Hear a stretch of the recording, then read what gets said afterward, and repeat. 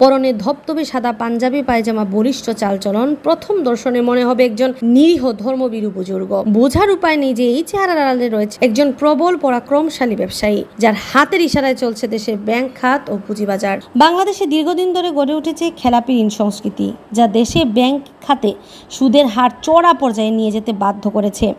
এছাড়া এই কারণে হাজার হাজার উদ্যোক্তার ঋণ প্রাপ্তি ও বিনিয়োগে বাধা তৈরি হয়েছে।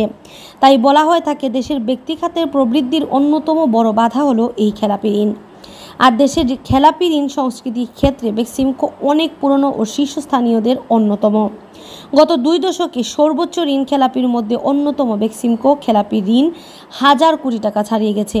সে কারণে সালমান এফ রহমান দেশের একজন শীর্ষ ঋণ খেলাপি হিসেবেও পরিচিত। 2009 সালের মাঝামাঝি সময়ে সংসদে শীর্ষ 10 ঋণ খেলাপির তালিকা দিয়েছিলেন তৎকালীন অর্থমন্ত্রী আবুল মাল আব্দুল মুহিত। ওই তালিকায় ঋণ খেলাপি শীর্ষে ছিল বেক্সিমকো টেক্সটাইল।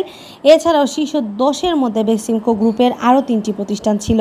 এদিকে বর্তমানে সালমান এফ রহমান ও বেক্সিমকো গ্রুপের একটি বড় অঙ্কের বকেয়া রয়েছে রাষ্ট্রায়ত্ত জনতা ব্যাংকে। দীর্ঘদিন ধরে ঋণের টাকা নিয়ে পুরনো ঋণ নবায়নের অভিযোগ রয়েছে শেখ হাসিনার এই উপদেষ্টার বিরুদ্ধে। জনতা ব্যাংকে বেক্সিমকো ও এস আলম গ্রুপের এতটাই প্রভাব যে তাদের কারণে ব্যাংকের যে কোনো সূচকে পরিবর্তন দেখা যায়। তার মধ্যে অন্যতম একটি সূচক খেলাপি ঋণ। জনতা ব্যাংকের নিজস্ব নথিপত্র অনুযায়ী 2023 সালের এপ্রিল থেকে জুন এই 3 মাসে ব্যাংকটিতে খেলাপি ঋণ বেড়ে দ্বিগুণ হয়েছিল। ফলে জুন মাসের শেষে ব্যাংকটির খেলাপি ঋণ বেড়ে যায় 28,665 কোটি টাকা। মার্চ শেষে যা ছিল 16,950 কোটি টাকা। তবে 2023 সালের সেপ্টেম্বরে জনতা ব্যাংকের খেলাপি ঋণের পরিমাণ কমে 17,128 কোটি টাকায় নেমে আসে। ফলে ব্যাংকটির খেলাপি ঋণের হার 30.43% কমে 17.99% নামে। অভিযোগ রয়েছে খেলাপি ঋণের বড় অংশ অনিয়মের মাধ্যমে দেওয়া। জুলাই সেপ্টেম্বর সময়ে বেক্সিমকো গ্রুপের 8,580 কোটি টাকা খেলাপি ঋণ পূর্ণ তফসিল করা হয়।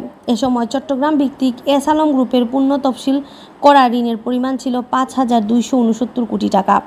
ফলে ব্যাংকটির খেলাপি ঋণ কমে 13,949 কোটি টাকা। তবে আরও কিছু নতুন প্রতিষ্ঠানের তালিকায় যোগ হয় জুলাই সেপ্টেম্বরে ব্যাংকের খেলাপি ঋণ কমে হয় 11,537 কোটি টাকা।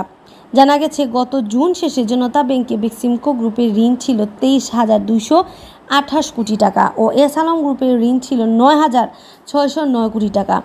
এসব গ্রুপের বেনামি ঋণের পরিমাণ আরও বেশি বলে গুঞ্জন রয়েছে ব্যাংক পাড়ায়। আন্নামা চৌধুরী, বাংলা ভিউ, সিলেট।